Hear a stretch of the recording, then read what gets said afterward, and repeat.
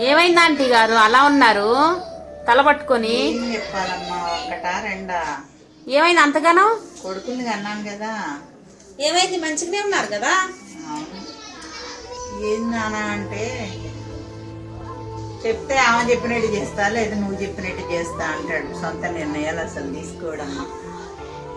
చెప్తే ఫోన్ పట్టుకొని ఊళ్ళకి పోతాడు, ఫోన్ పట్టుకొని అటు పోతాడు, ఫోన్ చూస్తాడు నా కాసేపు. ఏదైనా మాట చెప్తే చిరాకు పడి బయటికి వెళ్ళిపోతాడు.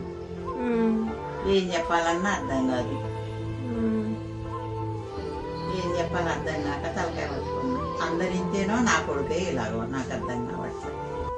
ఈయనైతే అలా కాదమ్మా, ఇన్ని సంవత్సరాలు చేశాను కానీ ఏదైనా ఆయన చెప్పినట్టు చేయమంటారు. ఏదైనా అలా కాదంటే ఇలా అని నిర్ణయిస్తారు.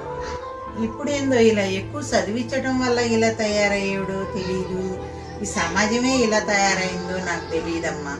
ఈ చూసే అన్నీ చూస్తుంటే బుర్ర పోతుంది. నేను మనసులో ఉన్నాయి చెప్తే వాళ్ళకి పనికిరావు. చూస్తూ నేను ఉండలేకపోతున్నా. ఏం చెప్పాలో అర్థం కాదు. ఏం చెప్తే ఏం గొడవలు అవుతాయో అని అదొక భయం.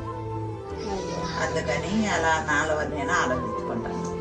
ఎక్కువ ఆలోచించి మీ ఆరోగ్యం పాడు చేసుకోకుండా ఆంటీ. జరగాల్సింది ఎట్టాగో జరిగిద్దిగా.